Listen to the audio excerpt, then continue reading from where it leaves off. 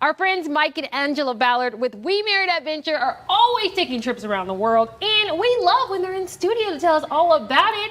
This time, you guys went to Mount Everest. Tell us about that.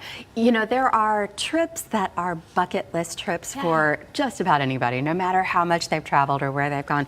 Mount Everest, absolutely a bucket list trip for us. And Nepal as well, Kathmandu. Talk about an interesting place. Yeah, that's so amazing. What was the highlight of the trip, you guys say? Well, we are not climbers. We know people who have done the trek to Everest Base Camp. We are not in quite that shape. So we wanted to see the mountain, and Mike found something really special for that. You can actually take a flight, and it's just for Mount Everest, so you're not going anywhere except to see the mountain.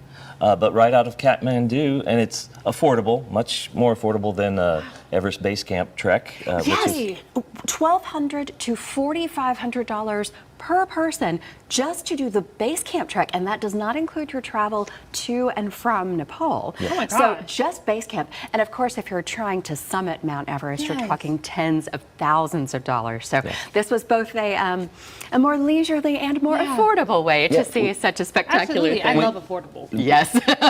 And we saw the mountain for about $100 a piece. So it's not bad. Saved room for food in our budget because that's my favorite part. The Nepalese food. Yes, awesome. you need room in your waistline and in your budget. Okay, I definitely have to try. Well, let's jump right into this video. I want to see all you guys' full journey. Awesome.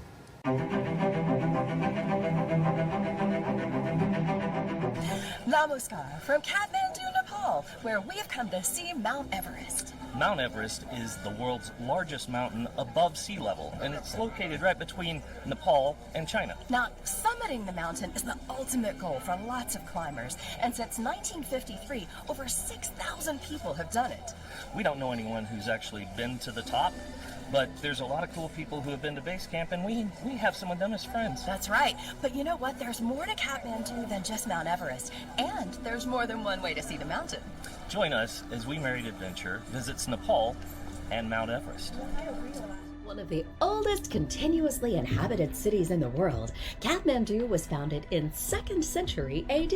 The city was the royal capital of the Kingdom of Nepal, and it's the location of several UNESCO World Heritage Sites. The ancient trade route between India and Tibet that passed through Kathmandu has long given it a multicultural atmosphere. You'll find Buddhist stupas, Hindu temples, and backpackers from around the world. In the center of Kathmandu's most famous market, Asan Bazaar, you'll find the fish stone. Legend has it this marks the spot where a fish fell from the sky, and being interpreted as a symbol of abundance, it led to the founding of the market. You aren't limited to praying to historical deities when you're in Kathmandu. If you prefer, you can pray to a living goddess. The Kumari is believed by both Buddhists and Hindus to be a reincarnation of several ancient goddesses. Although she's only 11 years old, her power is so strong that even a glimpse of her is said to bring good fortune, and she makes brief appearances from a balcony each day. Her every wish must be granted, but thankfully she is expected to behave as befits a goddess, or it's bad luck for everyone. Those preteen years are tough.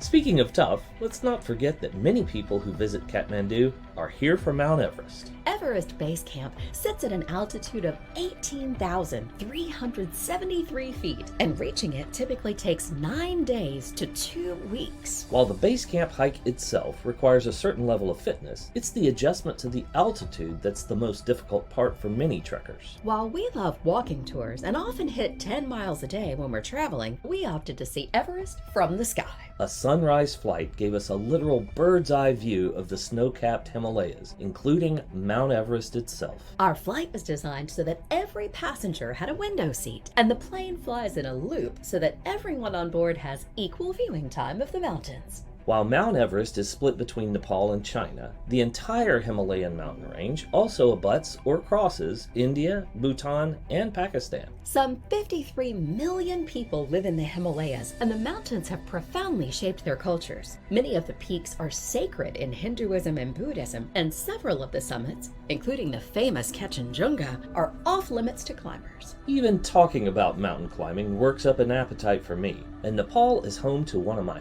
favorite foods, momo. These steamed dumplings were originally filled with spicy minced buffalo meat, but you'll also find them made with goat or chicken and vegetarian versions. To work off all the momo, we climbed to the ancient hilltop religious site of Swayambhu, which means sublime trees in Tibetan. It's one of the oldest religious sites in Nepal, and the centerpiece is a stupa painted with Buddha's eyes that seem to follow you as you walk around the hill. There are also many shrines and temples, and you'll find native macaques that are considered to be holy, which is why it's often referred to as the Monkey Temple. There are also plenty of cafes and hostels on the hill, along with shops where you can watch master crafters at work, surrounded by the source of their inspiration. To find inspiration for your next adventure and see more from this trip around the world to over 20 countries, follow We Married Adventure on Instagram, Facebook, and TikTok. You can also find tips for trips across the U.S. and abroad at WeMarriedAdventure.com.